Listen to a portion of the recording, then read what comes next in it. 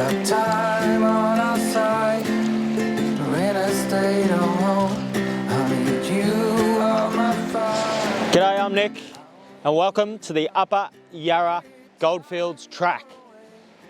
I'm excited. I normally am excited, so that goes without saying, but this is just an extra little tinge of excitement just sprinkled on top of the recipe here, because this is genuinely one of my favourite places in Victoria, perhaps Australia. I don't pretend to be that well travelled throughout Australia, but this is definitely a unique, beautiful spot out east of Warburton.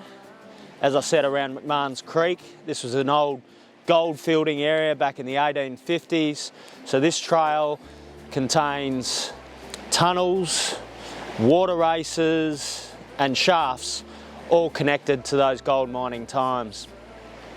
This is one of those spots where the throng of Melbourne doesn't seem to quite get to. There's too many temptations at earlier points along the Yarra River before you arrive out here east of Warburton, and that's why I like it. You can come to the Yarra here, find a nice big rolling rock in the water, and in the summertime just lounge about like a lizard, hitting up a dose of vitamin D and going for a swim in the waters of the Yarra not far from its origin point, knowing that it's relatively unpolluted. I'll be doing a very undignified bum shuffle to get across the top of that trunk. Not taking any risks on this one. That'll be as slippery as a pit full of snakes covered in coconut oil over there, so it'll be a case of just inch by inch by inch, get all the gear across, and then we will rejoin the trail, which incidentally crosses the Yarra up ahead, so we'll be back on track from that point. You'll be the last one I think about.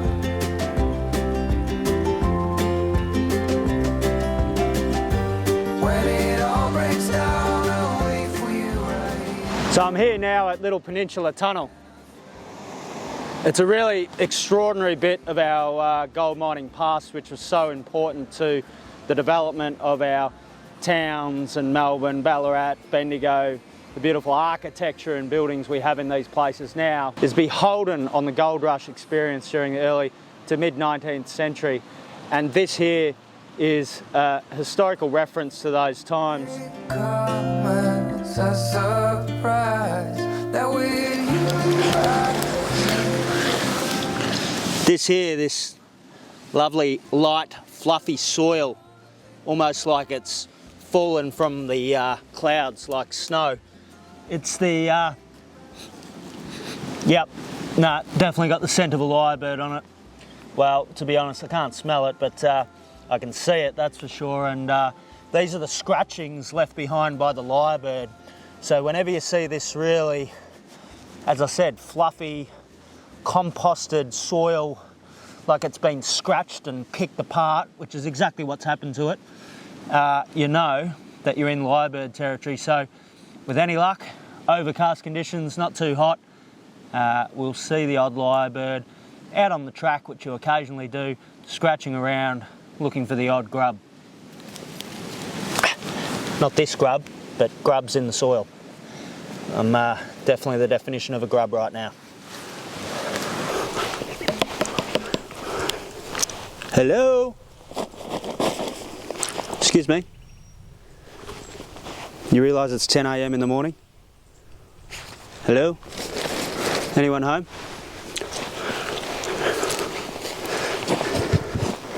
Oh, please don't be a body. Oh, nope, just a pillow.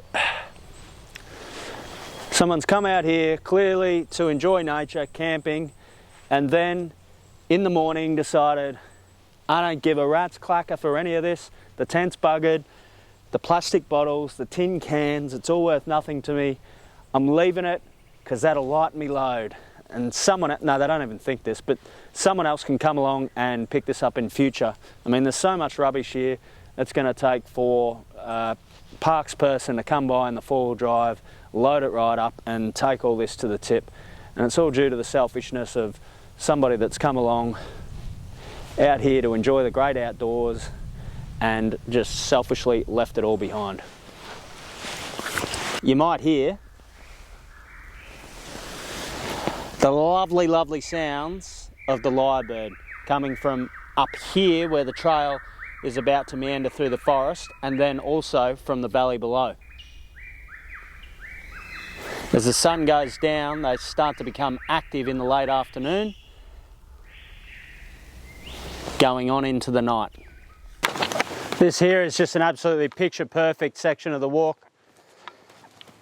You've got the water race here, which was used for gold mining sluicing purposes, and we're just at this altitude where you've got these fern plants rising up all around and creating an artificial roof over the trail.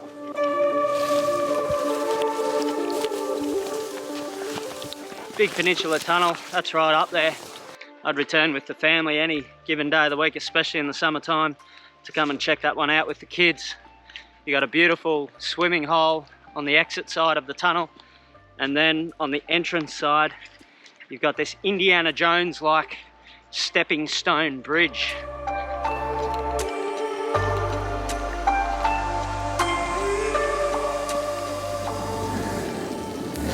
Gee, it all looks so simple on this photocopied map with no contour lines and half the roads not marked. Came down a logging coupe road and missed the left down Observatory Road, which would re-meet with the pipeline escarpment and take me back to Little Peninsula Tunnel.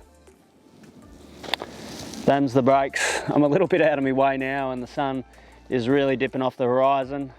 I've marked this one down a little bit on the Terry Richter scale based on the fact that you got to hit up the road and a water pipeline escarpment for sections of the hike. I'd say up to a third of it is walked in those sort of conditions, but the other 2/3 is really just mwah. Big Peninsula Tunnel, that is a real highlight of the walk. You got this huge opening. It's a much shorter tunnel.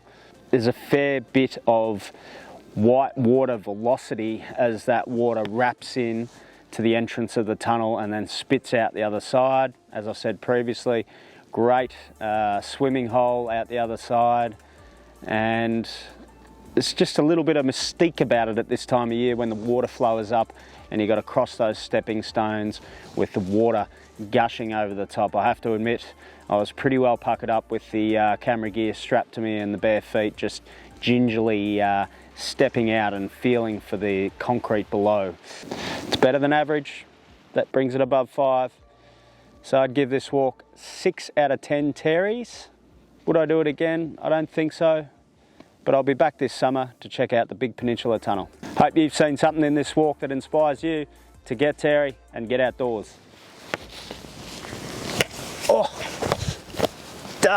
chopped me right knee off.